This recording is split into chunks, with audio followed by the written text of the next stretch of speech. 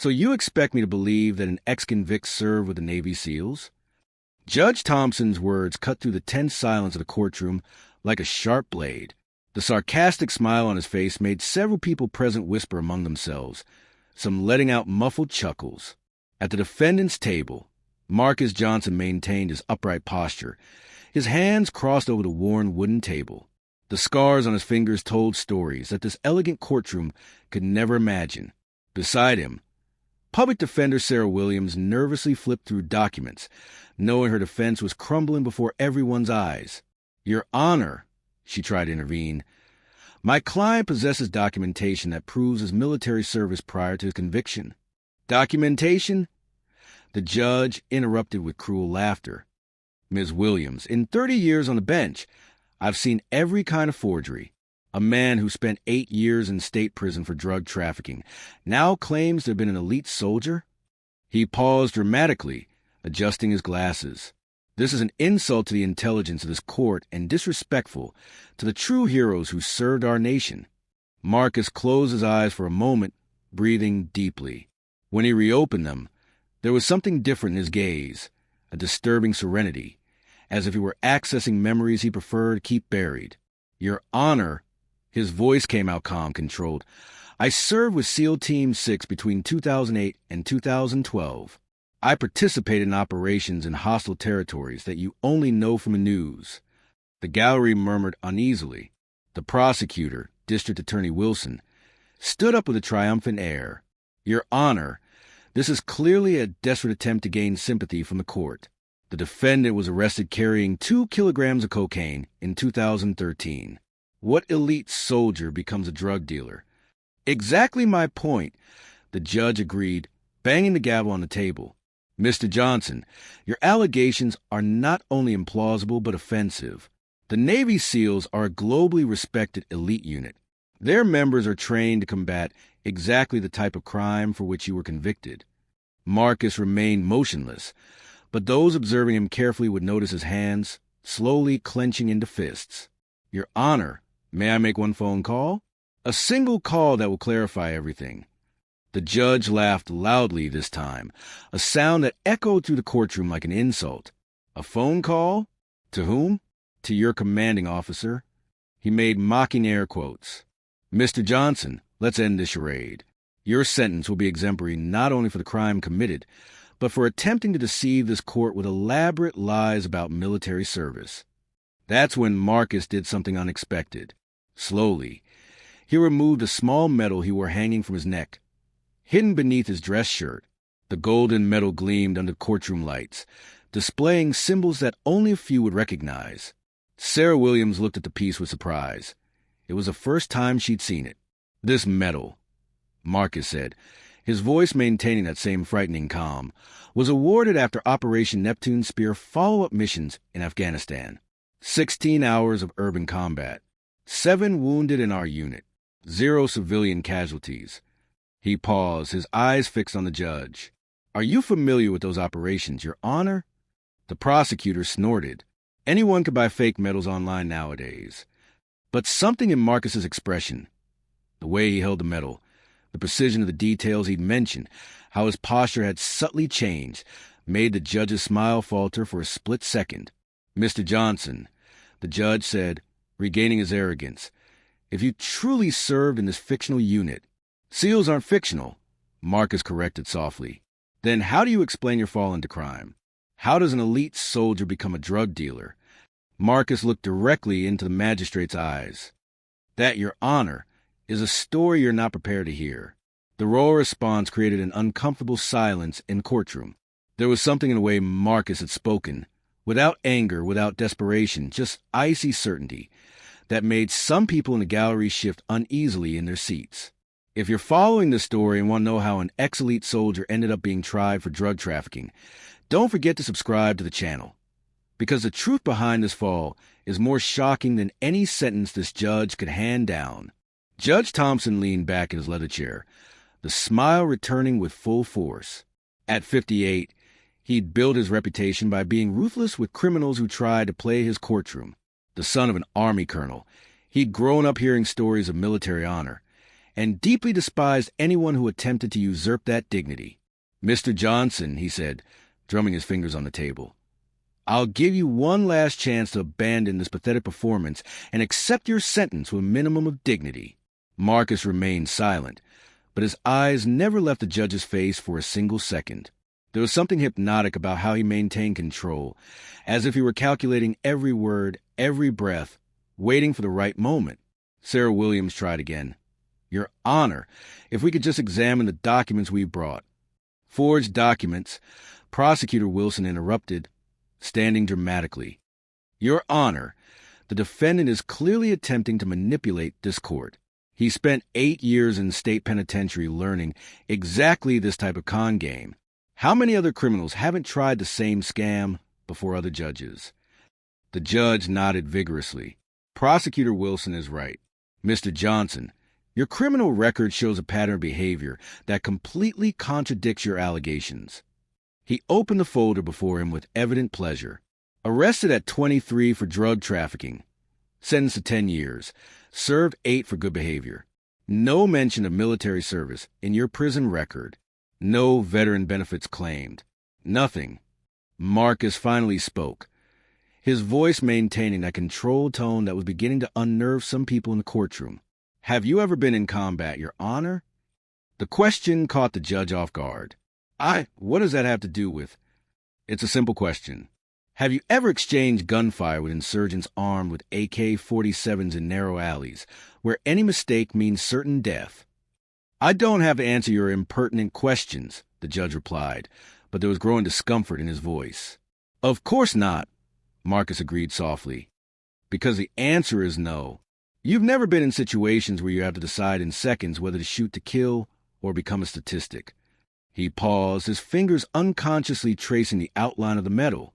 You judge men who return from wars you only know from television. The prosecutor slammed his fist on the table. Your Honor, this is unacceptable. The defendant is disrespecting the authority of this court. But Judge Thompson was now visibly irritated for different reasons. Marcus's calm disturbed him in a way he couldn't explain. Mr. Johnson, even if your allegations were true, which they're not, that wouldn't justify your involvement in drug trafficking. Justify? Marcus repeated, and for the first time, a flash of something more dangerous crossed his face. Your Honor, I'm not trying to justify anything. I'm simply establishing facts about who I was before becoming what you see today. Sarah Williams sensed a growing tension and tried to intervene. Perhaps we could. Who you were, the judge exploded, banging the gavel forcefully, was irrelevant. Soldier or not, you chose crime. Chose to sell drugs that destroy families. That's when something changed in Marcus's face. The control remained, but underneath emerged a sadness so deep that several people in the gallery shifted uncomfortably. You're right, he said calmly. I made a choice, but do you want to know what my first choice was? Your Honor, what was the choice that led to all the others? The judge hesitated, sensing he was being led somewhere he didn't control. My first choice, Marcus continued, was to save the life of an 8-year-old child during an operation that went wrong. An operation that was sabotaged by people I trusted.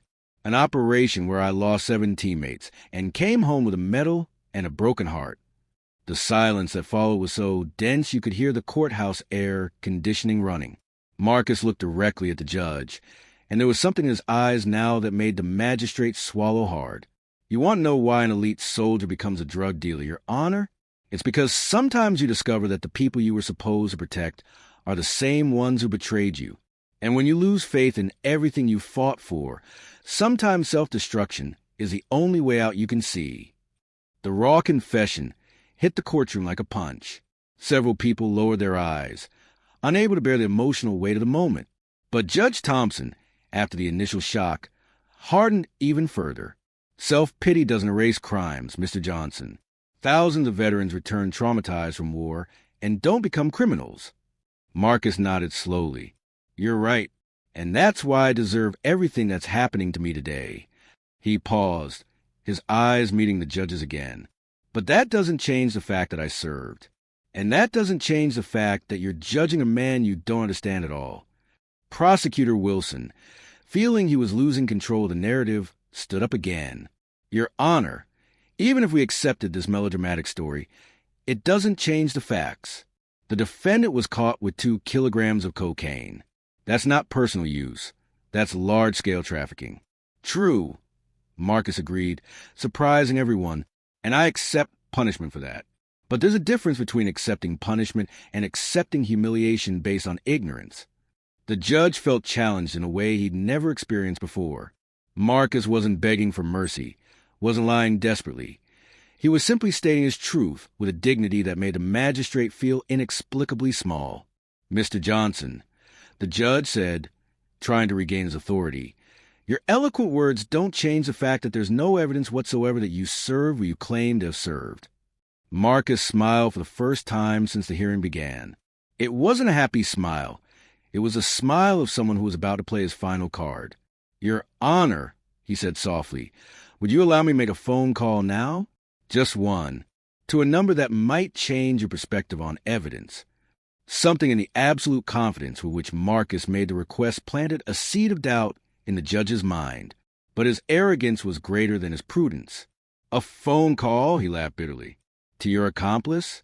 To someone who's going to pretend to be your commanding officer? Mr. Johnson, enough. Marcus kept a smile, but there was something behind it now that made Sarah Williams lean forward, suddenly alert. It was as if her client knew something that no one else in the courtroom knew, something that was about to change everything. As you wish, Your Honor, Marcus said calmly. Then I suppose we'll find out another way. The way he said it, not as a threat, but as a statement of inevitable fact, made the air in the courtroom seem electrically charged. Something was about to happen, and everyone could feel it, even without knowing exactly what. What no one in the courtroom knew was that Marcus had done more than just show up to this hearing. 3 days earlier, when he'd received notification that his petition for sentence reduction would be heard by the feared Judge Thompson, he'd made a decision he hadn't made in 8 years. He called someone from his past. Commander Rodriguez, he'd said on the phone, his voice hesitant after so much time of silence. This is Marcus Johnson, former Petty Officer First Class, SEAL Team 6. The pause on the other end of the line lasted an eternity. Marcus, the gravelly voice of Commander, finally responded. I thought you were dead, brother. 8 years without word after what happened. Nearly did die, Marcus admitted, in every way possible. Commander Rodriguez was the only officer who had supported Marcus during the internal investigation that followed the disastrous operation. He knew the truth about what had really happened that day, truths that never made it into official reports. What do you need? Rodriguez asked, straight to the point as always. I'm being sentenced tomorrow by a judge who thinks I'm a liar. He doesn't believe I serve with the teams. Rodriguez laughed bitterly. After everything you went through, you still have to prove your worth? What kind of son of a... Commander, Marcus interrupted. I deserve to be where I am. I'm not asking for mercy. I just want dignity. A judgment based on truth, not prejudice. There was another long pause. Marcus, you know I can't officially interfere in civilian proceedings. But... Rodriguez hesitated. If something happens during that hearing that calls your military honor into question, I'll know about it. How? I have contacts at the courthouse. People who inform me when veterans are mistreated in the justice system. If this judge crosses a line... Rodriguez left the sentence hanging. Marcus had hung up the phone with a mixture of hope and terror. Hope because he knew Rodriguez was a man of his word. Terror because he didn't know how far things would go before someone intervened. Now, sitting in the courtroom, Marcus observed Judge Thompson with perspective no one else had. He knew that every disrespectful word, every sarcastic laugh, every display of prejudice was being watched by eyes a magistrate never dreamed existed. Sarah Williams, noticing the subtle change in her client's posture, leaned over to whisper, Marcus, do you have something you haven't told me? He looked at her with those eyes that had seen too much. Counselor, sometimes in life you have to choose between being humiliated in silence or allowing truth to come to light, even if it destroys people in the process. What does that mean? It means this judge has 30 seconds to stop disrespecting men who risked their lives for this country. Sarah felt a chill down her spine. There was something in Marcus's absolute certainty that both frightened and reassured her. At that moment, Judge Thompson decided to tighten the screws even more. "Mr. Johnson, since you insist on this military charade, I'll give you an opportunity to prove your allegations here and now." Marcus raised an eyebrow, interested. "Name me 3 specific SEAL operations conducted between 2008 and 2012, with details that only a participant would know." Prosecutor Wilson smiled maliciously. "Excellent idea, Your Honor. Let's see if he can invent something convincing." Marcus remained silent for a moment, not because he didn't know what to say, but because he was deciding how far he wanted to go down this path. Operation Red Wings, follow-up, July 2010. Hindu Kush Mountains, Afghanistan. 17 hours of mountain warfare. Our objective was to neutralize a Taliban cell that had executed 2 Marines a week before. His voice became mechanical, as if reading from a report. The leader went by the Ghost, had shrapnel scars on his left arm from a previous engagement, used a modified AK-47 that he thought made him invincible. The judge blinked, clearly not expecting such specificity. Operation Trident, March 2011. Helmand Province. 15 SEALs against more than 100 armed insurgents. We lost Petty Officer First Class Martinez in an ambush on the second day. He had twin daughters. Marcus paused, swallowing hard. Operation Guardian Angel, December 2011. Hostage rescue. An entire family, father, mother, 2 children, was being held by insurgents who wanted to trade them for one of theirs we captured. The silence in the courtroom was deafening. The details were too specific, too emotional to be fabricated. "And the last one?" the judge asked, but his voice had lost some of its previous arrogance. Marcus looked directly at him, and there was something in his eyes that made the magistrate feel naked, exposed. Operation Betrayal, January 2012. You won't find that one in any file, Your Honor, because it was the operation that should never have happened. The operation where I discovered that some of the men I trusted were selling information to the same insurgents we were fighting. The entire courtroom held its breath. 7 men died that day because someone passed our position to the enemy. Men with families, with dreams, with futures that were stolen for 30 pieces of silver. Marcus stood slowly, his hands resting on the table. "And do you know what happened to me when I tried to report the corruption, Your Honor?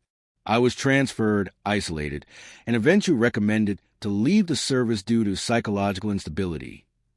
Sarah Williams swallowed hard, realizing she was hearing confessions she'd never imagined. The prosecutor tried to intervene. "Your Honor, these are clearly lies." Marcus exploded for the first time, his voice echoing through the courtroom like a roar. "You want to call the death of 7 heroes lies?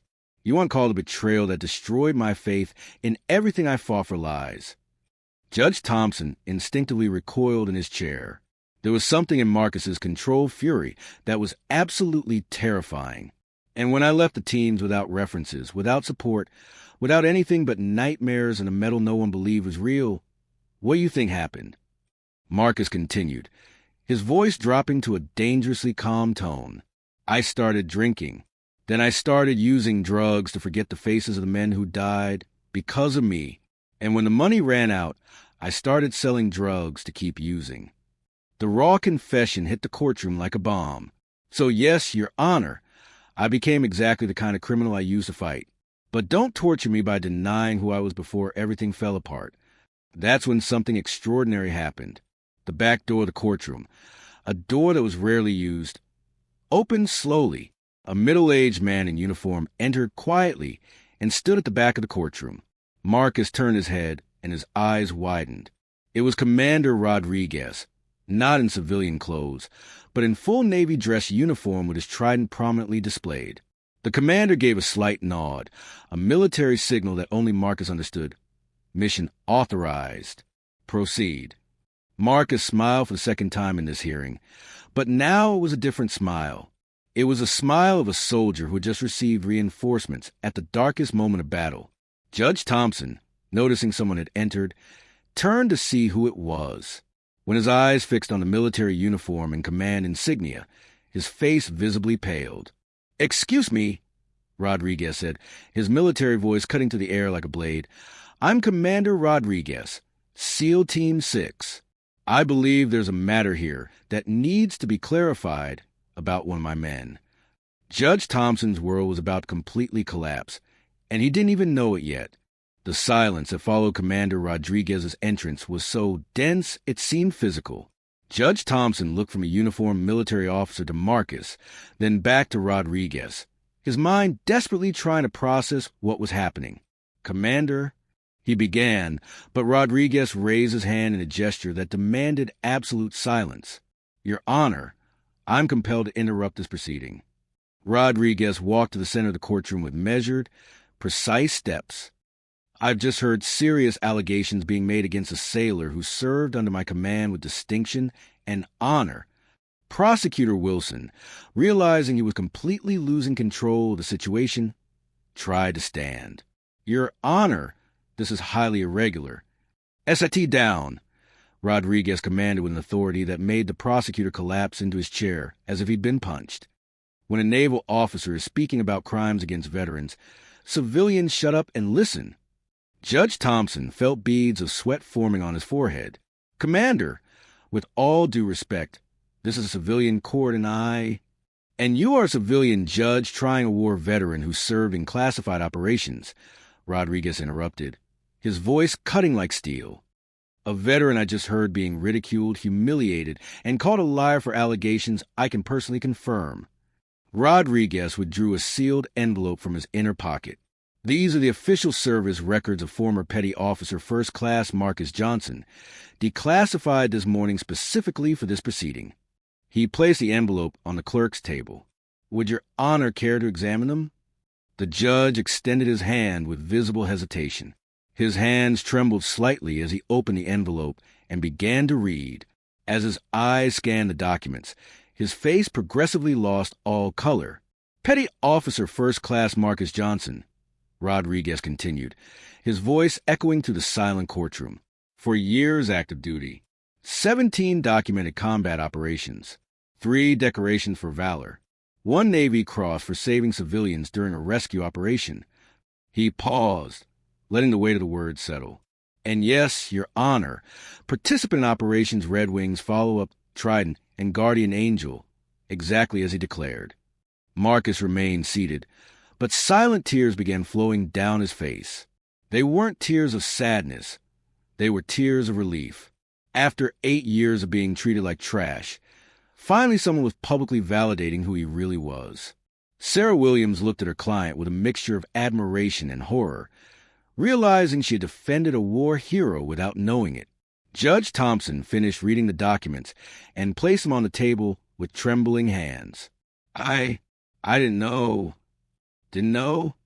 Rodriguez took 2 steps toward the judge's bench, and there was something in his eyes that made the magistrate instinctively recoil. "Didn't know or didn't care to know. How many times did former Petty Officer Johnson try to present evidence of his service?" I mean the circumstances." "The circumstances," Rodriguez repeated, and now there was pure contempt in his voice, "are that you judge a veteran based on prejudices about appearance and social situation, not on evidence." He turned to the gallery. "All of you laughed when this man tried to preserve his dignity. Laughed at a sailor who lost everything serving his country." Prosecutor Wilson attempted one last gambit. "Even so, he still committed crimes." "Crimes?" Rodriguez exploded, turning to the prosecutor with controlled fury. "You want to talk about crimes? The crime was what they did to this man when he came back from war. The crime was abandoning him without support when he needed it most. The crime was forcing him to seek in drugs the relief he should have found in the VA system." Marcus stood slowly, wiping tears from his face. "Commander, please.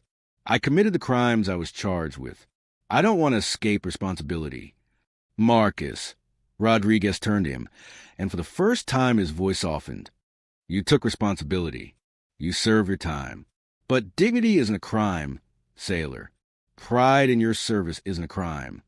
He looked back at the judge. "Humiliating veterans out of ignorance. That should be a crime." Judge Thompson was clearly in panic. 3 decades of judicial career flashed through his mind in seconds. He knew he had crossed a line from which he might never return.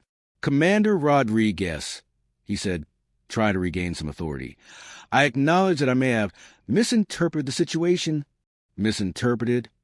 Rodriguez laughed bitterly. "Your Honor spent the last 40 minutes demoralizing a war hero.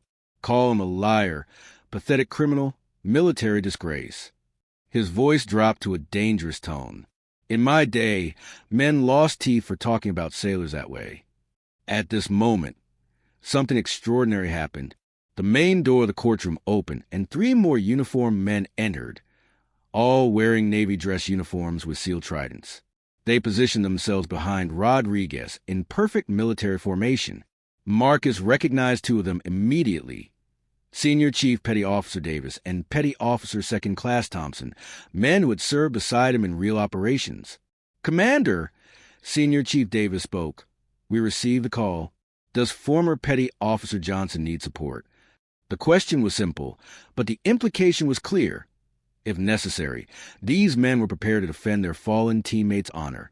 Judge Thompson looked at the 4 uniformed military personnel in his courtroom and realized he had completely lost control of the situation. Worse, he realized he had probably ruined his own career. "Your Honor," Rodriguez said, returning his attention to the terrified judge, "I have a simple question. Are you going to continue disrespecting American veterans, or are you going to start treating them with the dignity they deserve?" Marcus stepped forward, placing his hand on Rodriguez's arm. "Commander, enough. The point is proven." He looked at the judge, and there was no anger in his eyes, only deep sadness. "Your Honor, I didn't come here to cause trouble. I came only asking to be judged as a man, not as a stereotype." Judge Thompson swallowed hard. "Mr. Johnson?" "Former Petty Officer Johnson." "Aye." His voice failed completely. That's when Sarah Williams stood up, realizing it was her moment to act. "Your Honor, in light of the new evidence presented and the mitigating circumstances of my client's military background, we request complete reconsideration of this case." The judge looked at the military documents, then at the 4 sailors staring at it with obvious disapproval, then at Marcus, who stood with unshakable dignity. "The court," he began, then stopped, cleared his throat, and tried again. "The court acknowledges that it misinterpreted the evidence presented." His voice was barely audible. "In consideration of the distinguished service record of former Petty Officer Johnson, this court suspends all pending proceedings and orders complete review of the case." It wasn't a complete apology, but it was total capitulation. Rodriguez nodded once, satisfied. "Sailors," he said to his men, "mission accomplished. Let's go." As the military personnel turned to leave, Marcus called out, "Commander." Rodriguez stopped and looked back. "Thank you for not forgetting me." The commander returned, placed his hand on Marcus's shoulder, and said something the entire courtroom heard. "Sailors don't abandon sailors, Marcus. Never." As the military men left in formation, Judge Thompson remained seated in his chair, devastated by the public humiliation he had suffered. Prosecutor Wilson silently gathered his papers, avoiding eye contact with anyone. Marcus sat down again, but now he was a different man. The dignity that had been attacked had been not only restored, but validated before everyone. He looked at the people in the gallery, the same ones who had laughed at his allegations, and saw shame on their faces. Truth had won, but the cost for some had been devastatingly high. And Marcus, despite everything, felt more pity than satisfaction seeing the man who had humiliated him now completely destroyed by his own arrogance. 3 months later, Marcus Johnson walked through the corridors of the Veterans Rehabilitation Center, no longer as a patient, but as a volunteer counselor. His transformation was remarkable. Straight shoulders, firm step, clear eyes. He had found his purpose in life again. "The first thing you need to understand," he said to a group of newly arrived veterans, "is that you're not defined by your worst moments. You're defined by the courage to get back up after them." In the front row, a young ex-Marine with empty eyes listened to him attentively. Marcus recognized that look. It was the same one he'd seen in the mirror for years. "My name is Marcus, and 8 years ago I was exactly like you. Lost, abandoned by the system, consumed by anger and self-destruction. He paused, letting the words sink in. I thought my story had ended in a prison cell. After the session, the young Marine approached. How did you get out of it, man? How did you stop hating yourself? Marcus smiled, remembering when he'd asked the same question to another veteran years ago. First, I admitted I deserved help. Second, I stopped trying to carry everything alone. Third, he touched the medal he now wore openly. I remembered that being a sailor doesn't end when you take off the uniform. It ends when you stop fighting for something bigger than yourself. Across town, former Judge Thompson was trying to rebuild his life after his forced retirement. The public humiliation he'd suffered had resulted in a disciplinary investigation that revealed a pattern of prejudice against veterans and minorities. His 30-year career had ended in disgrace. Sitting in his modest apartment, a drastic change from the mansion he'd had to sell to pay lawyers, he reread for the 10th time the newspaper article that had changed everything. Former judge humiliates war hero in court, forced to retire after ethics investigation. His wife had left him, his colleagues avoided him, and his reputation was ruined forever. But for the first time in months, Thompson wasn't thinking about himself. He was thinking about how many other Marcuses he had wrongly judged over the years. A knock at the door pulled him from his thoughts. To his surprise, it was Marcus Johnson, dressed in a simple but dignified suit. Former Judge Thompson, Marcus said respectfully, "Can we talk?" Thompson hesitated, then opened the door fully. "Please, come in." They sat in the sparse living room, silence weighing between them. "I came here," Marcus finally spoke, "because someone taught me that forgiveness isn't about forgetting what happened. It's about choosing not to carry hatred for the rest of your life." Thompson looked at him with surprise. "Why would you do this? After everything?" "Because," Marcus replied calmly, "I've been the man who judged others by their worst moments. I know what it's like to carry that weight." He leaned forward. "You made a terrible mistake with me, but you're not a bad man. You're a man who let prejudice cloud your judgment." Tears began flowing down the former judge's face. "I destroyed your life." "No," Marcus corrected him firmly. "You gave me the opportunity to discover who I really was. If it weren't for that day in court, I'd still be feeling less than a man." He paused. "You gave me back my pride, even though that wasn't your intention." Thompson covered his face with his hands. "How many others did I misjudge? How many lives did I affect with my arrogance?" "That doesn't matter anymore," Marcus said softly. "What matters is what you do from here forward." 3 weeks later, Thompson appeared at the Veterans Rehabilitation Center, not as a visitor, but as a volunteer. His first task was helping veterans with legal issues for free. "Why is he here?" the young Marine asked Marcus. "Because," Marcus replied, watching Thompson patiently help a veteran with benefit paperwork, "sometimes the people who hurt us most deeply are the ones who need redemption most. And sometimes giving them that chance is what makes us truly free." Sarah Williams, who had become a lawyer specializing in veterans' cases after representing Marcus, often told his story at legal conferences. "The day I saw a war hero publicly humiliated," she would say, "was the day I learned that our justice system only works when we treat every person with basic dignity, regardless of their appearance or circumstances." Commander Rodriguez had been promoted to captain and now headed a national program supporting veterans transitioning to civilian life. On his desk, a photo of Marcus's SEAL team graduation served as a constant reminder of why his work mattered. "Sailors," he would tell new recruits, "you're going to face enemies on the battlefield, but the greatest enemy you'll face is a society that sometimes forgets the value of what you've done. When that happens, remember, you're not just fighting for recognition. You're fighting for dignity. And dignity can never be taken from you, only temporarily obscured." Marcus continued his work at the Rehabilitation Center, but also began traveling across the country, speaking at courts and universities about systemic prejudice against veterans. His story became a symbol of how broken pride can be restored through truth and community support. At one of these lectures, a young law student raised her hand. "Mr. Johnson, how can we prevent stories like yours from repeating?" Marcus thought for a moment. "Listen before you judge." Question your prejudices before forming opinions.